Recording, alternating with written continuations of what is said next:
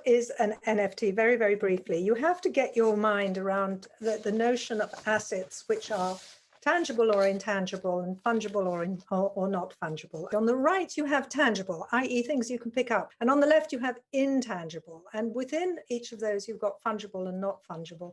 Fungible basically means that something that's exactly like something else. And non-fungible is something where they're different. You've got a little kitty, you can see that. It's a crypto kitty, so it's an intangible asset, but each one is different.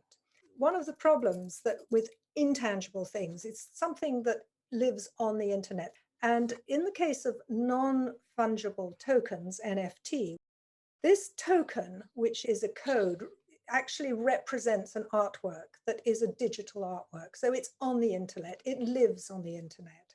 And each one is different. So even if you make a series of 6 digital artworks, each of those has got its own token, which is different. And the advantage is that it is a way of stamping the creator, the ownership, that's then recorded on the blockchain. And the blockchain, I'll remind you, is a technology that is distributed. It's like a database, if you like. It's a distributed ledger, and it doesn't depend on one person. It's distributed between a number of different computers.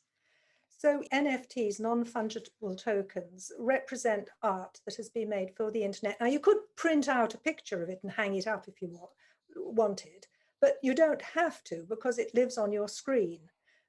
You could also print out a picture of Mona Lisa. You couldn't sell it because you don't own Mona Lisa and nobody was going to buy a picture of your Mona Lisa.